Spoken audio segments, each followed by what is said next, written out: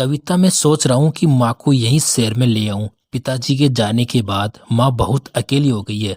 अब उनकी तबीयत भी ठीक नहीं रहती। या अपने पोते के साथ रहेगी तो उनका भी मन लगा रहेगा। मैंने माँ से बात भी कर ली है, मैं कल सुबह जाकर माँ को ले आऊंगा। और हाँ कविता, एक बात और, मेरी माँ बहुत बोली है अपने जीवन में।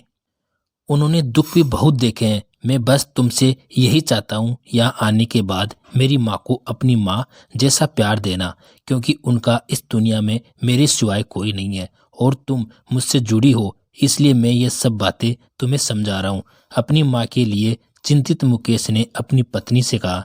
कविता अपने पति की बात सुनकर हाँ में सिर को हिलाए जा रही थी, लेकिन अंदर से खुश नहीं थी कि उसकी सास यहाँ आकर उनके साथ रहे। अगले दिन खुशी खुशी मुकेश अपनी माँ को अपने साथ अपने घर ले आया। कविता, माँ के लिए कुछ जल्दी से बना दो, भूख लगी होगी। कविता फीकी मुस्कान लिए रसोई में चली गई और वहां जाकर बड़बड़ाने लगी। बताओ, इस बुढ़िया को लाकर यहाँ बैठा दिया है। जितने आदमी बढ़ेंगे उतने ही काम बढ़ेगा। और अब मेरी किट्टी पार्टी का क्या होगा? आए दिन घर में मेरी किट्टी पार्टी रहती है और ये बुढ़िया यहाँ रही तो मेरा तो सब इंजॉय खत्म हो जाएगा। यही सोच सोचकर कविता के अंदर से आग बरस रही थी। माँ, अगर आपको कोई दिक्कत हो इस घर में तो आप मुझे बताइएगा। ये घर हमसे पहले आपका है और आप ही इस घर की मालकिन हो। अब बस आप आराम से रहिए अपने पोते के साथ। मुकेश अपनी माँ की तरफ मुस्कुराते हुए बोला। अपने बेटे की बातें सुनकर कांता जी को बहुत गर्व हो रहा था। उन्होंने प्यार से अपनी बेटी को गले से लगा लिया। वहीं दूसरी तरफ हाथ में चाय की ट्रे लिए बहू ये सब बातें सुनकर अंदर ही अंदर जल बुन रही थी। माँ बेटे का यही मिलन बहू को रास नहीं आ रहा था। कांता जी बड़ी ही सीधी सरल स्वभाव की थी। वह बहू के साथ घर के कामों में हाथ बटा दिया करती थी, लेकिन धीरे धीरे कविता ने घर के काम करने बंद कर दिए, जिस वजह से घर के सारे काम का बोझ कांता जी पर आ गया। कविता हर रोज कोई ना कोई बहाना लेकर बिस्तर पर पड़ी रहती। कांता जी तो यही सोचती कि बहू बीमार है और यही सोचकर घर के कामों में लगी रहती। मुकेश तो सुबह ऑफिस निकल जाता था और शाम को घर आता था। जब तक मुकेश घर में रहता, कविता आगे ही आगे काम में लगी रहती और उसके जाते ही बिस्तर पर लेटकर फोन चलाने लगती। कुछ दिन यूं ही बीत गए। कविता 2-3 दिन के लिए अपने मायके रहने चली गई। आज मुकेश उसे लेने उसके मायके गया हुआ था। आज कांता जी भी बहुत खुश थी क्योंकि आज उनके बेटे का जन्मदिन था। उन्होंने बड़ी ही खुशी के साथ बेटे बहू के आने से पहले ही घर में कई तरह के व्यंजन बना दिए और हॉल में बैठकर बेटे और बहू के आने का इंतजार करने लगी। थोड़ी देर में बेटा, बहू और पोता तीनों आ गए। कांता जी ने फटाफट सारा खाना डाइनिंग टेबल पर लगा दिया। बेटा, जन्मदिन की ढेर सारी शुभकामनाएं, भगवान तुझे हर खुशी दे। डाइनिंग टेबल पर लगे खाने को देखकर कविता का पारा तेज हो गया। माँ जी, इतना सब बनाने की क्या जरूरत थी? हम लोग तो बाहर से खाना खाकर आए हैं, बेवजह इतना सब बनाकर नुकसान कर दिया आपने। अब ये सब बेकार ही तो जाएगा। बहू की बातें सुनकर कांता जी के चेहरे पर मायूसी छा गई। अरे तो क्या हो गया कविता? माँ ने इतने प्यार से बनाया है मेरे जन्मदिन पर। माँ, मुझे तो बहुत भूख लगी है, मैं तो आपके हाथों का खाना खाऊंगा। कहते हो मुकेश खाने के लिए बैठ गया, लेकिन कविता कांता जी को टेढ़ी नजरों से देख मुंह बनाकर अपने कमरे में चली गई। बहू का ये रूखा व्यवहार कांता जी को बहुत बुरा लगा। अगले दिन मुकेश के ऑफिस जाने के बाद कविता कांता जी से बोली।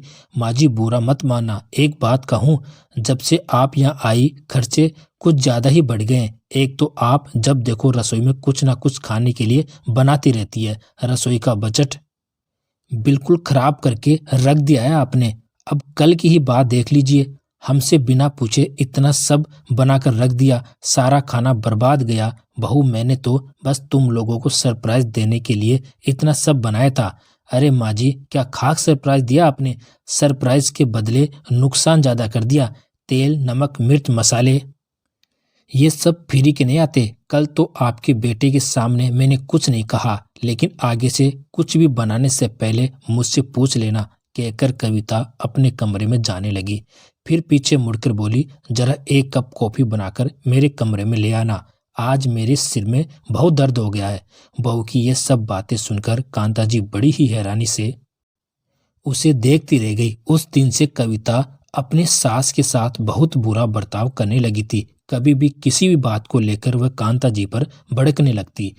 घर के काम के बोझ से और बहू के इस बुरे व्यवहार से कांता जी दिन पर दिन बीमार रहने लगी। लेकिन कांता जी बेटे के आगे कभी भी मुंह नहीं खोलती थी। अपने कमरे में लेटी हुई कांता जी सोच रही थी, जब कविता उनके घर की बहू बनकर आई थी, ऐसा लगा था कि उनके जीवन में बेटी की कमी पूरी हो गई है। उन्होंने कविता को कभी बहू समझा ही नहीं था, हमेशा बेटी से भी बढ़कर माना था बहू को। लेकिन अब बहू के व्यवहार और जली कटी बातों से कांता जी का मन बहुत ही दुखी रहने लगा था। मन ही मन सोचने लगी कि बेटे की बात मानकर यहाँ क्यों चली आई। ना तो बेटे के आगे कुछ कह सकती हूँ और ना ही यहाँ खुलकर सांस ले सकती हूँ। अंदर ही अंदर कांता जी घुट घुट कर रहने लगी। एक दिन मुकेश अपने ऑफिस के काम से 10 दिन के लिए बाहर गया हुआ था। 2 दिन बाद ही कविता ने घर में किट्टी पार्टी बनाने का प्रोग्राम बना लिया। कांता जी अपने कमरे में आराम कर रही थी। कविता उनके पास गई और बोली, माँ जी, आज मैंने घर में किट्टी पार्टी रखी है। कुल मिलाकर मेरी 8-9 फ्रेंड्स घर आएगी, इसलिए आप उन सब के लिए खाने का इंतजाम कर लेना। कांता जी बोली, बहू, तुम्हें तो पता है मेरी तबीयत कितनी खराब रहती है। पहले की बात और थी, मैं रसोई का पूरा काम संभाल लेती थी, लेकिन अब मैं बीमार रहने लगी हूँ। अब मुझसे इतने लोगों का खाना नहीं बन पाएगा। खाना तुम बाहर से मंगवा लो। क्या कहा आपने? बाहर से मंगवा लूं? पता है कितने का बिल बैठेगा? और फिर जब आप घर में हो तो मैं बाहर से खाना क्यों मंगवाऊं? आप क्या यहाँ सिर्फ बैठे बैठे मुफ्त की रोटियां तोड़ने को आई हो? सारे दिन बिस्तर पर पड़ी रहती हो बहाना लेकर बीमारी का। मुझे कुछ नहीं पता, सारा खाना आपको ही बनाना है। सामान मैंने किचन में रख दिया है, थोड़ी देर में मेरी सहेलियां आती होगी। मुझे समय पर खाना तैयार चाहिए।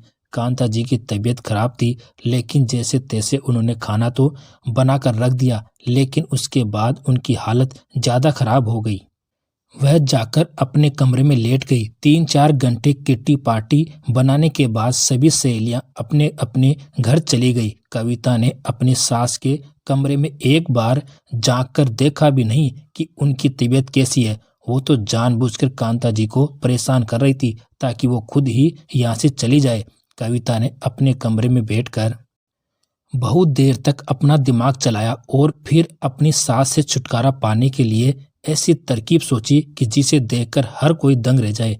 2 दिन बाद कविता कांता जी से बड़े ही प्यार से बोली, माँ जी, आपके बेटे का फोन आया है, आज वो आ रहे हैं, चलिए उन्हें एयरपोर्ट पर लेने चलते हैं, वह आपको देखकर खुश हो जाएगा।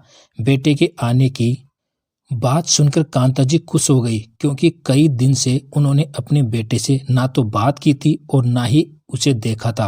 कांता जी बिना कुछ सोचे समझे बहू के साथ चली गई। कविता अपने बेटे के स्कूल आने से पहले ही कांता जी को अपने साथ लेकर एयरपोर्ट पहुंच गई। कांता जी जब भी कहीं बाहर जाती थी तो अपना छोटा सा पर्स साथ रखती थी। कविता तो आज मन ही मन खुश हो रही थी कि अब हमेशा के लिए उसे अपनी सास से छुटकारा मिल जाएगा। वहां बैठे बैठे काफी समय हो गया था। बहू, और कितना समय लगेगा? हम लोगों को 2 घंटे हो गए यहाँ। हाँ माँ जी, सही बोल रही हो आप, मैं एक बार अंदर चेक करके आती हूँ, आप यहीं बैठे रहना, कहकर कविता वहां से रफू चक्कर हो गई।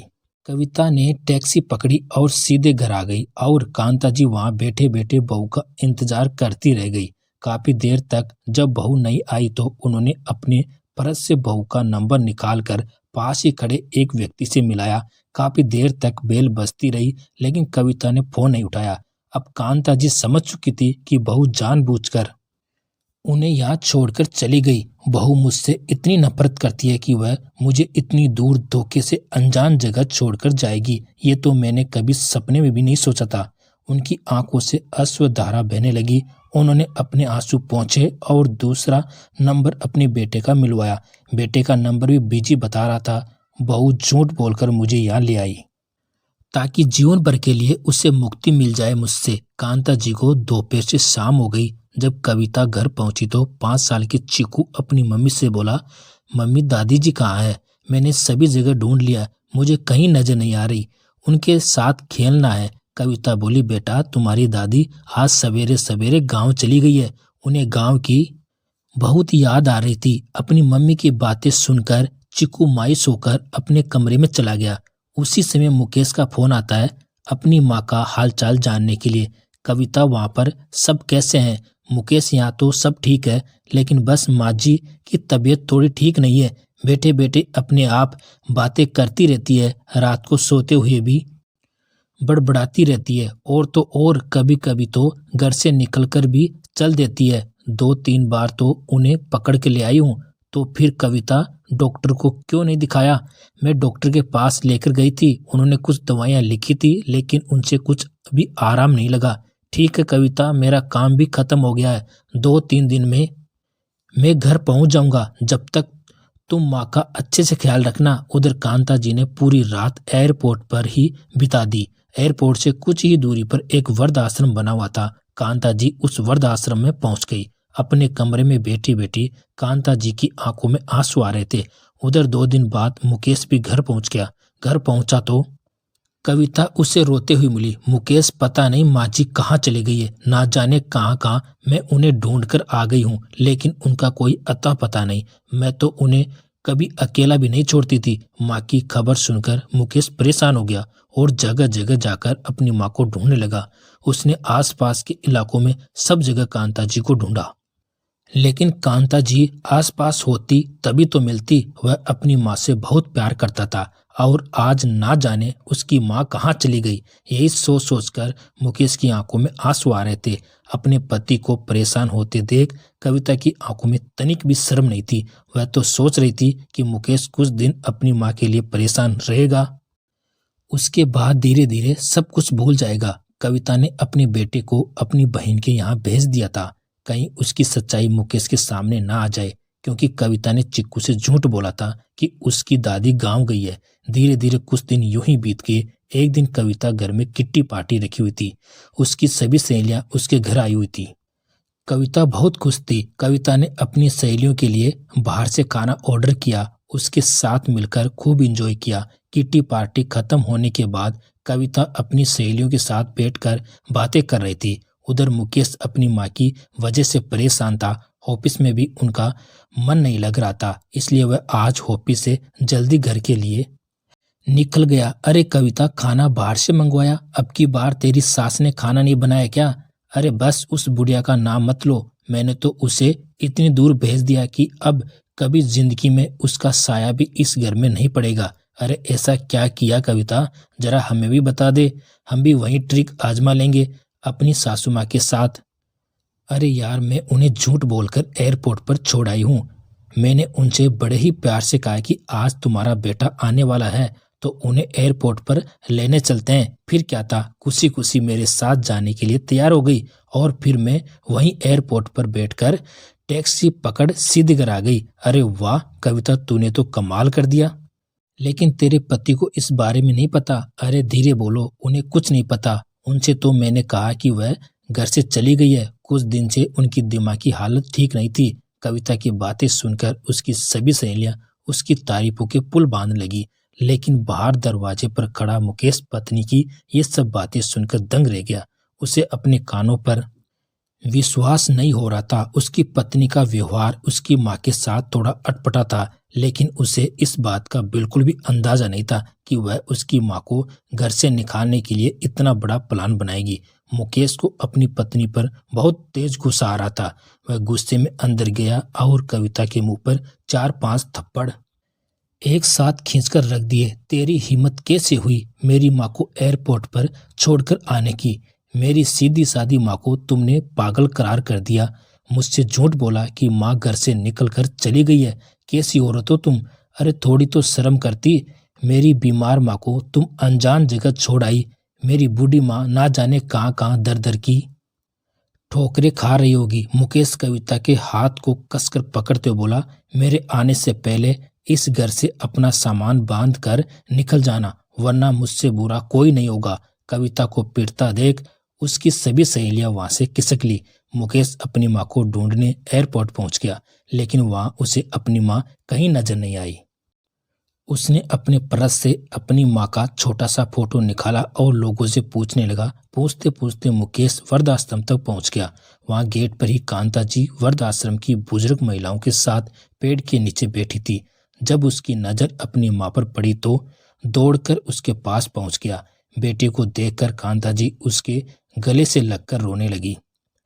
दोनों माँ बेटे एक दूसरे के गले लगकर बहुत देर तक रोते रहे। माँ, मुझे माफ कर दो, मुझे उस औरत के ऊपर आपको छोड़कर नहीं जाना चाहिए था। मुझे सब पता चल गया, वह कैसे झूठ बोलकर आपको एयरपोर्ट छोड़ गई है।